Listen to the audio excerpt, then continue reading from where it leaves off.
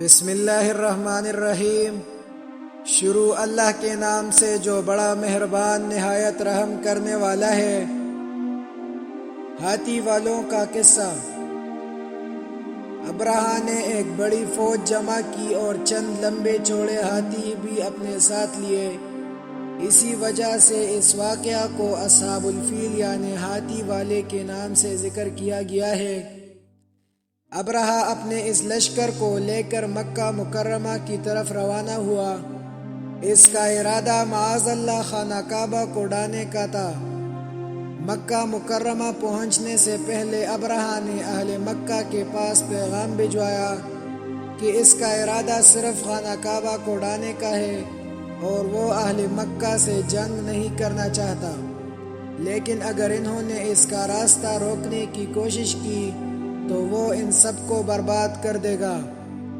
مکہ کے قریب پہنچ کر ابرہہ کے سپاہیوں نے اہل مکہ کے کئی اونٹ اور مویشی پکڑ لیے۔ ان میں 200 اونٹ آپ صلی اللہ علیہ وآلہ وسلم کے دادا عبد المطلب کی بھی تھے۔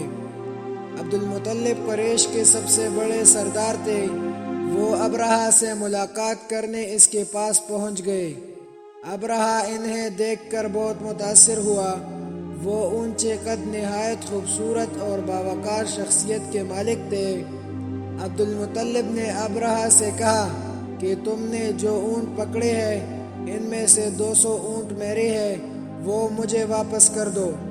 ابرہہ نے ان کی اس بات پر حیران ہوتے ہوئے کہا کہ میں تو سمجھا تھا آپ مجھ سے خانہ کعبہ کو نہ گرانے کی بات کریں گے، جبکہ آپ نے صرف اپنے اونٹوں کی بات کر کے مجھے مایوس کیا ہے۔ عبد المطلب نے جواب دیا کہ اونٹ میرے ہیں، اس لیے میں نے تم سے اپنے اونٹوں کی بات کی ہے۔ خانہ کعبہ اللہ تعالیٰ کا گھر ہے اور وہ خود ہی اپنے گھر کی حفاظت فرمائے گا۔ پھر ابرہہ نے ان کے اونٹ واپس کر دیے۔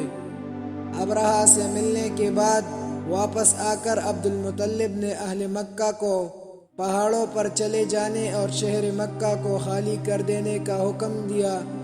وہ خود خانہ کعبہ کے دروازہ کا کنڈا پکڑ کر اللہ تعالیٰ سے دعا کرنے لگے کہ اے اللہ، اپنے گھر کی حفاظت فرما، ابرہہ اور اس کے لشکر سے اپنی عزت والے گھر کو بچا لے۔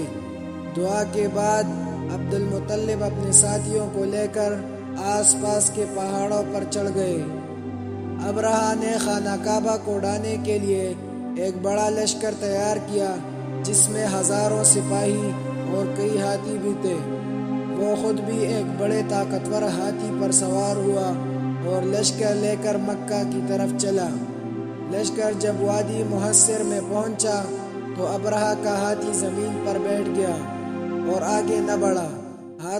ہاتھی کو اٹھانے کی بہت کوششیں کی گئی مگر وہ آگے نہ بڑھتا، لیکن جب مکہ کے علاوہ کسی اور طرف اس کا رخ موڑا جاتا تو وہ تیزی سے بھاگنا شروع کر دیتا۔ ہاتھی والوں کا انجام۔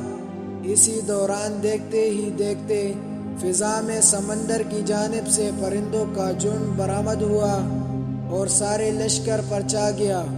یہ چھوٹے چھوٹے پرندے تھے جنہوں نے اپنی چونچوں اور پنجوں میں کنکریاں اٹھا رکھی تھی۔ ان پرندوں نے اللہ کے حکم سے یہ کنکریاں ابرہہ کے لشکر پر پھینکنا شروع کر دیے۔ جس کسی کو بھی کنکری لگتی وہ پگھل جاتا، اس کا گوشت جڑ جاتا اور بالآخر وہ مر جاتا۔ پورے لشکر میں ہلچل مچ گئی اور سب کافر ہلاک ہو گئے۔ خود ابرہہ کا بھی یہی انجام ہوا۔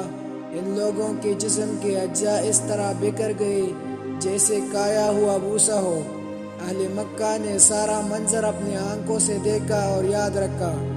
اس واقعے کی وجہ سے اس سال کو عام الفیل یعنی ہاتھیوں کا سال بھی کہا جاتا ہے۔